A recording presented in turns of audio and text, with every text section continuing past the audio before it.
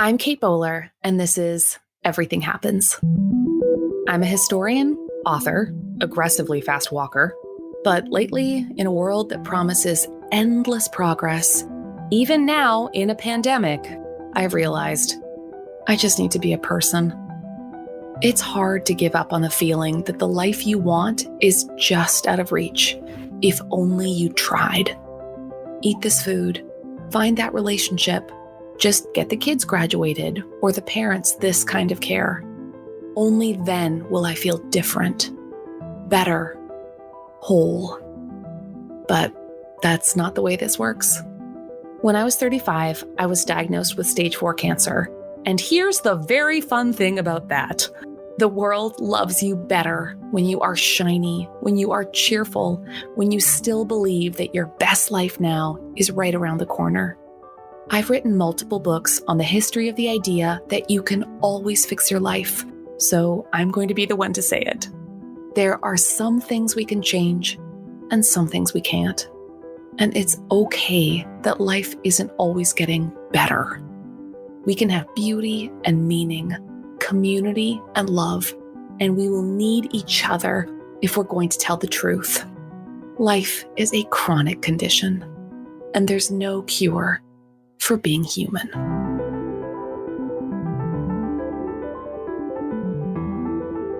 Our bodies tell a story, right? Whether we're thick or thin or curvy, heavy in step or shoulders like a swimmer, the deep or light shade of our skin, the width of our noses, the texture of our hair, our pregnant bodies, the ones that move with canes and wheelchairs, with a limp or a tremor, whether we tower above people or look up to meet their eye. Our bodies tell a story, and we find ourselves having to live inside of it. At work, at home, in church, in clubs, and book groups. And sometimes, more than we would like, our bodies tell a story that is too hard for others to hear. Or maybe they just didn't want to. And it's one thing to say, screw it, I don't need them. I didn't want that job or need that church, or, miss being on Twitter without hearing opinions I can't unknow. But usually it's a mixed blessing. We love that place. We love that community. We hunger for them when they're gone. They made us somehow. So when we're stuck with the fundamental problem, what happens when the places we love don't always love us back?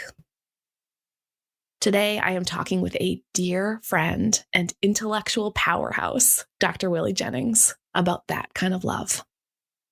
Dr. Willie Jennings is a big deal.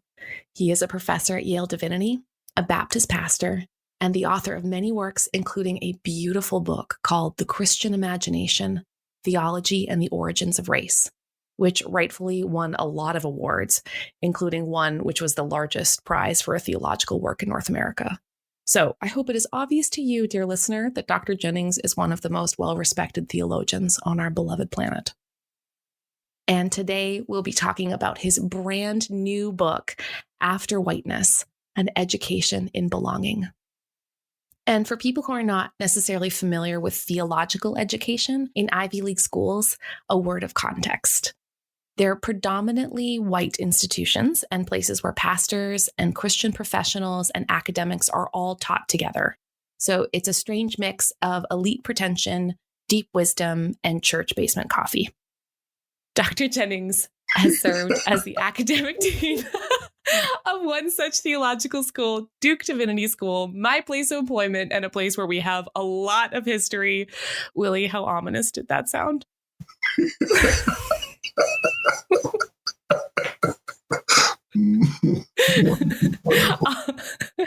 I am so grateful you're here with me. Thank you so much for having this conversation in advance. I'm sorry for whatever I will say. Joy to be here with you. Joy to be here with you, Gabe. We've known each other for, I counted 15 years, which makes me feel wonderfully old. But if I knew you when you were a kid growing up in Grand Rapids, Michigan, what kind of Willie would I have met? And did you ever imagine you would become a theologian? I never imagined I would be a theologian. Yeah. I used to tell people what I wanted to be right away was a weatherman. Really? You're a theological weatherman for sure. I wanted to be a weatherman because they look like they always had a job, and it didn't think it was that hard of a job to have. I prefer your current version where you're like, and there's some heresy coming in from the north, and just a light breeze. A weatherman. That's so great. Had you been around me as a preteen or a teenager, you'd have been around a really soft spoken, really shy, bookish kid who loved to laugh and loved to watch people do really crazy things, and would make deep mental notes about the craziness. Yeah. You're a watcher. Thinking to myself, that will come in handy later. Growing up in Grand Rapids was an amazing thing as I look back on it now, given, what I've wound up doing, because God was in the air. And, and you know this very well. When you grow up in Christian subculture, woo, Yeah. you see everything that is good to see and everything that is not good to see. Yeah, that's right. Too early. Yeah, totally. Childhood. Yeah. And I'm sorry that I don't know this, Willie, but like Grand Rapids, I know it now as being a very reformed, I know the white religious culture, but was it a predominantly white town at the time? It was. Grand Rapids is highly segregated, red-lined, controlled, but it was always hidden. It was never really out front. So, but you quickly understood that it was very white, very Dutch immigrant. Yeah. And so it had that immigrant feel. Yeah. There were other groups there, significant numbers of Polish people, Italians, some Irish, and very incredibly densely religious and theological. I remember there used to be in the newspaper, they would have the heresy trials. No. Oh yeah. So you could if you read this religious section, you could find out what pastors were being brought up for heresy if they didn't properly preach the Belgian Confession or the Heidelberg Catechism. Oh my gosh! So it was a very, very religious town, but a very, very racist town at the same time. That's what made it so. Ergo, my life trying to understand how something can be so profoundly, deeply committed to Christianity and so profoundly, deeply committed to racism and racist ways of looking at the world at the same time. Yes, and not skip a beat. Yeah. You're like, my biography is Grand Rapids, Michigan. I love that. That's right. So you're this sensitive, incredibly powerfully perceptive young person. What was it, do you think, about the world of ideas that felt like an escape for you? Well, it was the freedom. It was the freedom to listen and then actually decide whether that made sense. Which, Kate, it fit my personality. I mean, had you known me as the church kid, you would have understood, because my poor pastor, he was a nice man. Yeah. But not very bright, to be honest. And I would constantly ask the man questions. And he had this look on his face like, dear God, kill the boy. Yes. Who can take this boy away? Who? I was a kid and I would say, Reverend, what you said just now contradicts what you said yesterday. Yeah. Or, Reverend, what you just said doesn't make any sense. Yeah. Could you explain that to me somewhere? I'm not following what you did. And this was, and we're talking, 12 years old, 13 years old. Oh my gosh, that's so great. I believe they call those kids precocious. I love them. And I'll never forget the pastor pulled my mother aside one day and he said, Mrs. Jennings, I hate to tell you this, but your boy ain't saved. But your boy ain't saved? You're going to listen. I'm sorry. Willie, that's the greatest thing. My mother said, Reverend, I think he's going to be okay. Because I questioned everything. I hate to say this. He was having such a hard time with me. Oh my God. That man you've never seen a minister so happy to see a kid leave town and go to school. Congratulations. I loved reading this book because I love the fact that I could see the world that you've been able to make by pulling things apart just a bit and letting the bits in between them breathe a little. Mm-hmm. But the cost of your ability to observe so carefully, though, has really been high. Like the way you describe freedom, like the ability to notice everything also as part of your survival. Mm-hmm. I often say that one of the curses that comes with being an academic or intellectual, however you want to define it, is that we are often people who are very sensitive. Yeah. And sensitivity and intellectual curiosity are often two sides of the same coin, which means that you see things deeply, but you feel things deeply. And so things that might not cut others deeply will cut you very deeply because you sense and see. You don't just see, you sense. And I think it's been a part of my Reality and Academy that, really some pretty deep cuts. Yeah. Well, you did try to explain that to me. I mean, honestly, looking back, I can see how I was quite naive and had been permitted to remain so because of my privilege. I'm really sorry that I can see now. I remember this moment where we were walking down the corridor where all the powerful people in our school have their offices. And you said, Kate, walking through these hallways as a Black man, it's like you have to wear a second skin. Mm-hmm. And it wasn't until much later that I realized that you were trying to say, like, no, I can feel so much more. Like my body is telling a story right now, and I can feel so much more than, like, your senses might be dulled to the story that's being told. Mm-hmm. You were saying it very nicely, but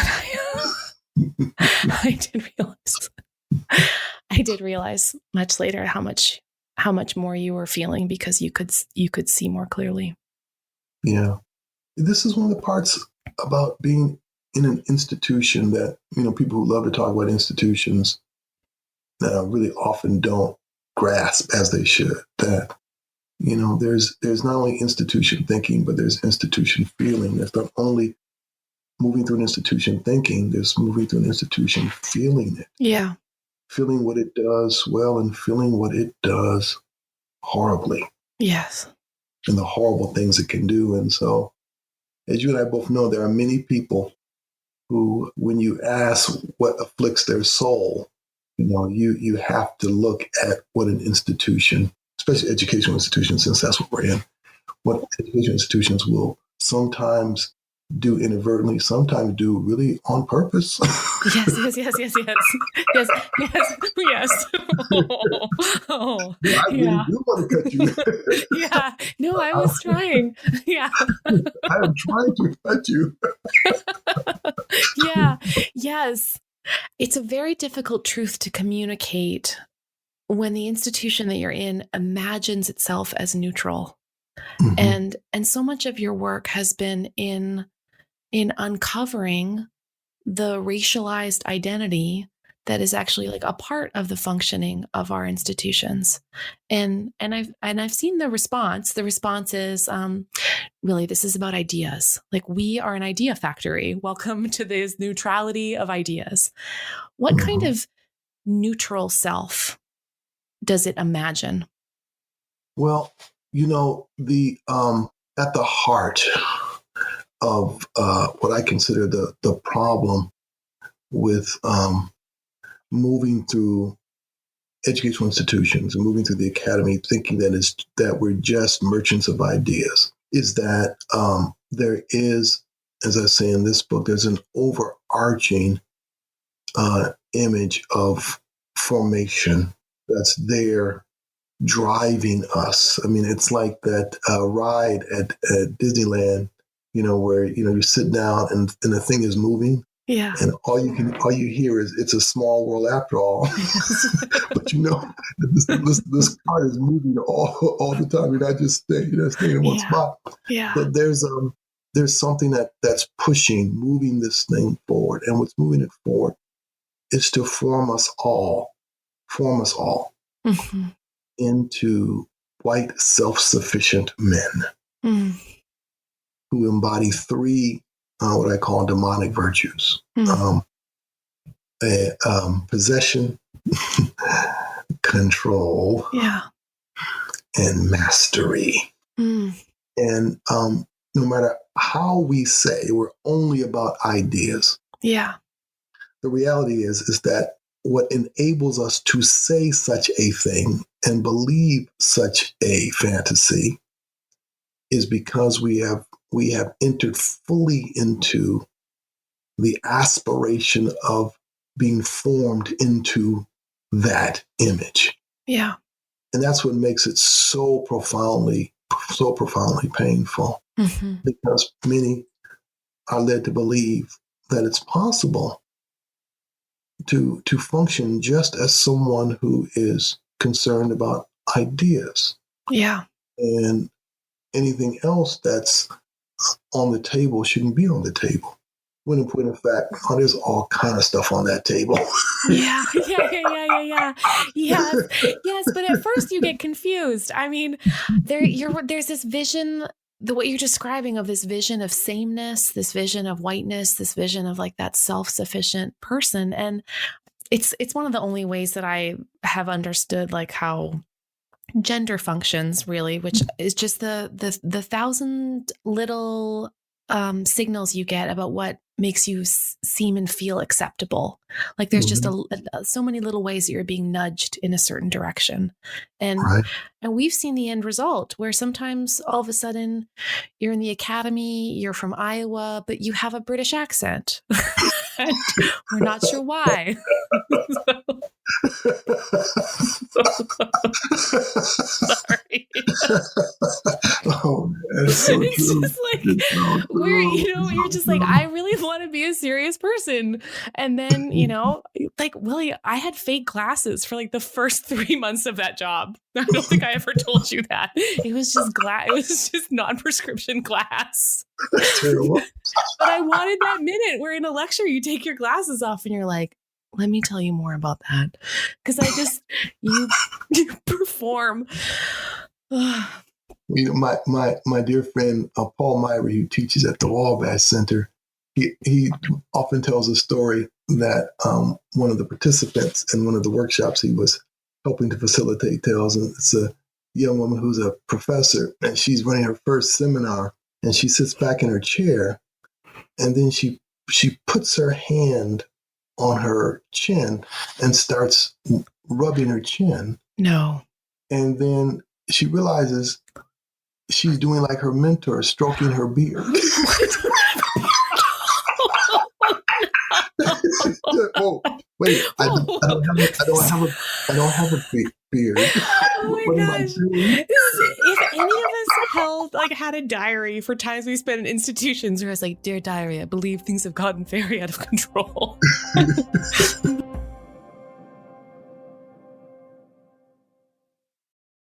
All of this is tied to the utter reality of self-sufficiency, the magnanimous man, the one who is able, who has everything to give. Yes. Yeah, who understands, and this is why it's so important, because the magnanimous man is one who never apologizes.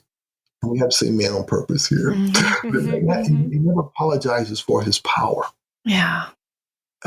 He's not prideful.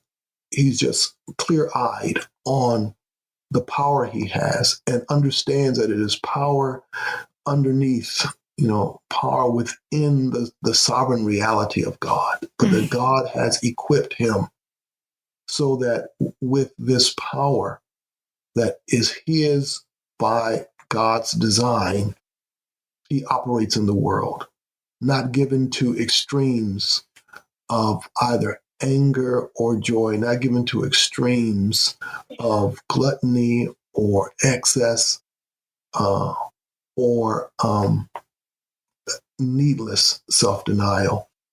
Yeah. And so when you put all that together and you think about the education that all of us move through, yeah, you can start to see that. You can start to see the form there. Yes, that's right. You can start to see that man. That's it. And of Yes, course, yes. that man Yeah. has to be a white man. Yeah. And what it means for everyone, male, female, non-binary people, for people of all persuasions, cultures, what later on we would call all races, is that this is what it means to be educated. You're aiming toward that. Yeah. And Kate, as you and I both know, the bodies that are laid on the side of the road, Yeah. of the many who have never been able to achieve that, Yeah. and the bodies of those who have achieved it and daily cry their tears inwardly because they think they've achieved it, and they have figured out how to hide the pain of achieving it. Is all around us. The academy is filled with people who are in deep pain because this is what they were told they had to become in order to be seen. Yeah.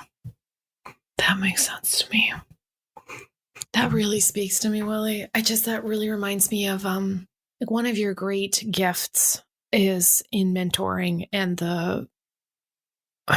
generosity with which you have mentored like big groups of young faculty and mid-career faculty and, insecure people like me who did a lot of crying in airports. And I have so many strong memories of you when we had the privilege of going out to Wabash, Indiana, where they have this wonderful, what is it called? Like it's like a formation program. What would they call it, Willie? Yes, it's the pre-tenure, or should I say early career workshop. Yeah. Yeah. And it ended up being kind of an exhaust valve, like a minute for 1 week in the fall and spring semester for a bit. You would get to be with other professors from other institutions and just get a second to say, I have to do this. Do you have to do this? And what is your culture like? And as in like faculty culture, and like am I going in the direction I was hoping I would go in my life? And it was wonderful because you had a minute to ask yourself if this is the way it was supposed to be. I'll never forget that there was an exercise where there was a big circle of chairs where everyone sat. Yeah. And if you wanted, you could go into the middle of the circle and sit down and respond to a question or idea. And people were kind of digging into their hopes and sort of like bigger emotions. And you said, and I'll never forget this, if you'd like, please share, what has your body meant to your institution? And that thought blew me away because I'd never thought of it like that. And before I could even finish a breath, I got up, sat down in the middle of the circle. And I think maybe only you or very few people knew that I'd been suffering from an undiagnosed paralysis in both arms. And I heard myself saying, I am a profound disappointment. And like, you knew that someone dear to me had filed a complaint against me with the administration that I wasn't sufficiently disabled and that I was in fact taking advantage of the system. And I don't mean to compare our experiences of disability with racism, but I saw how ably that you knew exactly how to read the story of whether or not we experience ourselves as disappointments, whether we have met this unarticulated standard of the mastered self. Like I knew I'd failed. I just didn't know how to mourn that, I guess. And you were so good at accounting for the cost of that sort of fragility. And I don't mean to congratulate you on emotional labor that you shouldn't have to do, but I've just been struck in your work again and again, how your experience has opened you up to being able to do really careful math about how people experience the deficits of what their formation is always requiring of them. Yeah.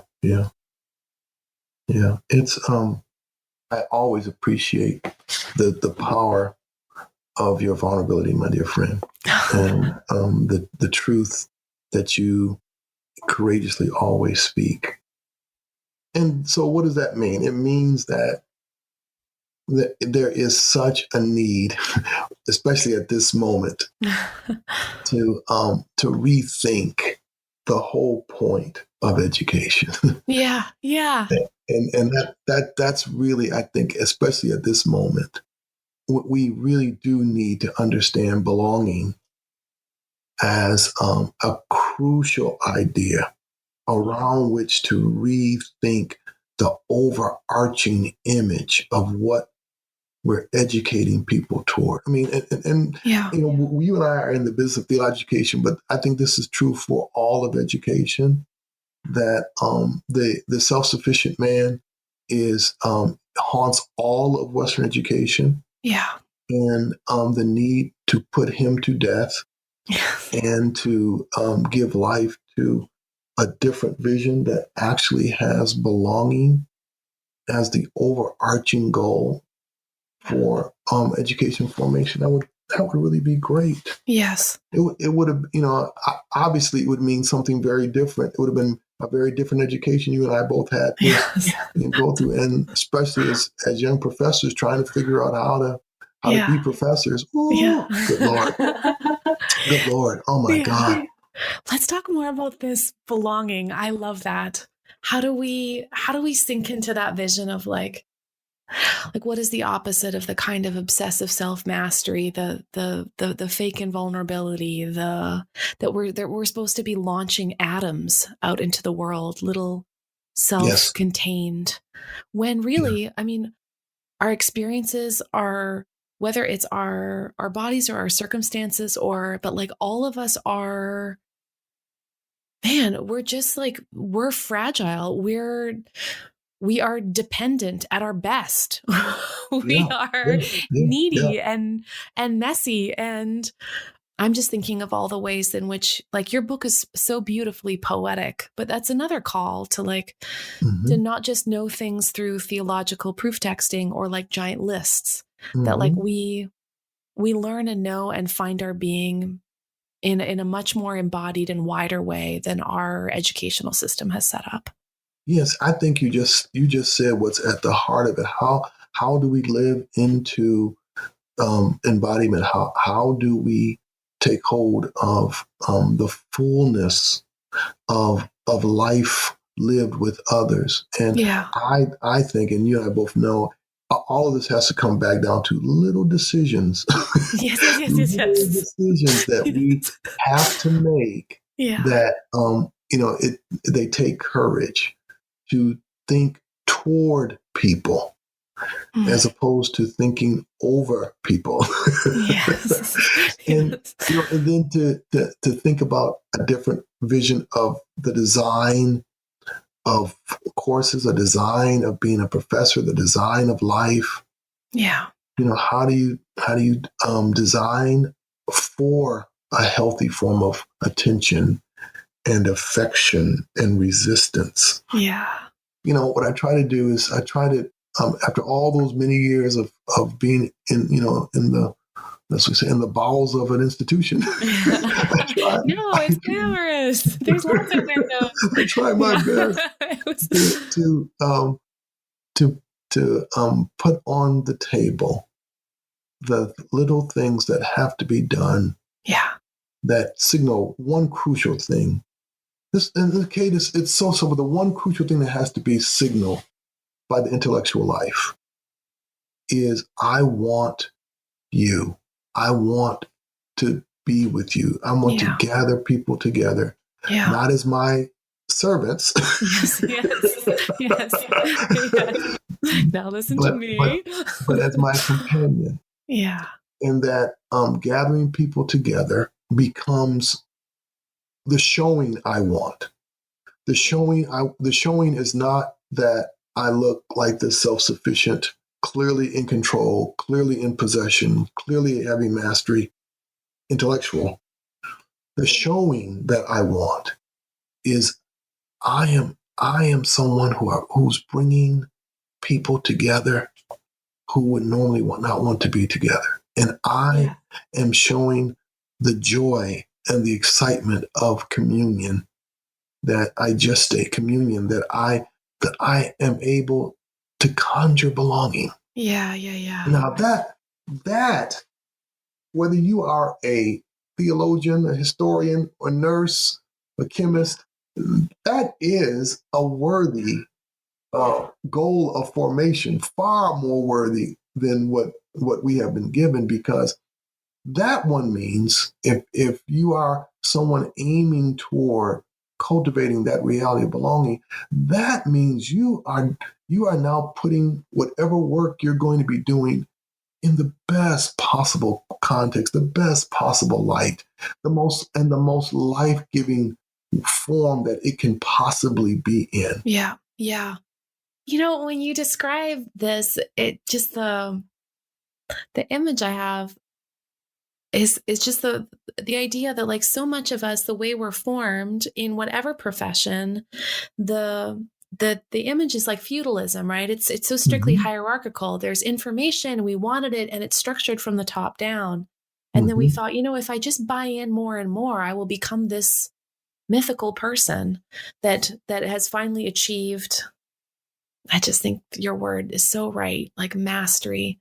I will have arrived at this mountaintop. And like the problem is, of course, along the way is that, like, at the heart of this is that, like, we went into these formation processes in the first place because we could see something and feel something, and we wanted to be remade by this knowledge. And you're right, like those structures are preventing us from being able to be cracked open to each other's experiences and not just like caught up in this endless echo chamber of never having really ever become that person. Yeah. And I tell you, the possibilities are really wonderful for rethinking, especially at this moment, rethinking purpose of education. And my hope is that that we can get people to start asking a different set of questions about this whole world. Yeah. The intellectual life, I'm arguing, the intellectual life should be a place of gathering. It should, this is the way someone has entered fully into the intellectual life, because they are really, in whatever they're doing, they're causing people to see each other in a different light. They're facing each other. Yeah, because this person, in whatever this endeavor is, I still see that person. Yeah. But by seeing that person, I'm also now seeing others, because this is the way that person does their work. This is how they understand their work. Yeah. Yes. That always seemed to me to be like the very best part of, and anyone gets it when they read a book, but the beauty and the intimacy of entering into somebody else's mind, and like just how much like love that feels like to me. Yeah. The reality of it is that education should, at the end of the day, be not only about love, but about creating love. Yes. Yeah. And that's what belonging always points to, the possibility of creating love. I see exactly what you mean. For some reason, truth, as ugly as it is always a little bit beautiful. And like even just looking at it together always really feels like man, I really saw something.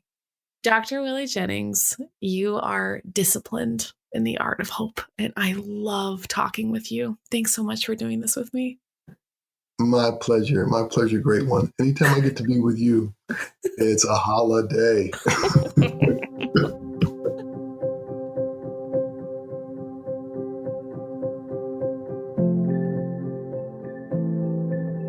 There's a hunger in us, isn't there? To belong, to feel ourselves slip into the grooves of the communities and places we love. And sometimes we get the permission we're looking for, and sometimes we don't. So here's a blessing for when your body doesn't quite belong, and when you need a moment to let that reality breathe a little. Blessed are you, dear one, who have been told that you are too big, too loud, too brown, too weird, too old, too much. You belong here. Blessed are you who navigate your workplace while juggling parenting and pregnancy, aging and technological hurdles that leave you always playing catch up. Blessed are you who have hidden your symptoms or been quiet about your pain, whose gender or race or disability has taught you institutional gymnastics. Blessed are you who make space for others, who notice the hurts said and unsaid. And you who make institutions bigger, more generous, and set longer tables for everyone to be seated. Belonging is strange and long work. Work, as Dr. Jennings believes, that is disciplined by hope. So may we learn how to see hope in our own bodies, in our own longings and formation and places where we seek shelter. There will always be the loneliness of living itself, of trying and surviving and living inside our own skin.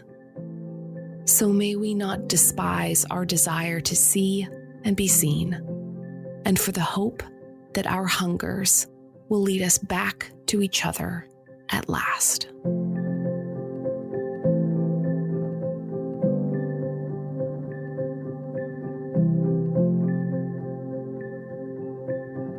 We are in the season of Lent, the time in the church calendar that challenges us all to turn ourselves toward the truth that the world is both terrible and beautiful, and somehow God meets us there.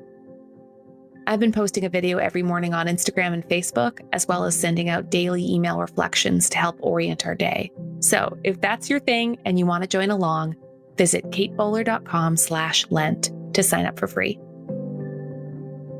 Today's episode was made possible by our lovely partners, the Lilly Endowment, the Duke Endowment, and Duke Divinity School, who support our Faith in Media project. We are so grateful for their generosity and investment in what we do. And of course, my team, who I am completely obsessed with, Jessica Ritchie, our executive producer, Harriet Putman, our associate producer, Keith Weston, our sound designer, and the rest of the Everything Happens crew who make this project so much fun. Dan Wells, AJ Walton, Mary Jo Clancy, JJ Dickinson, Lana Stewart, Kelly Dunlap, Aaron Lane, Jeb, and Sammy, thank you. This is Everything Happens with me, Kate Bowler.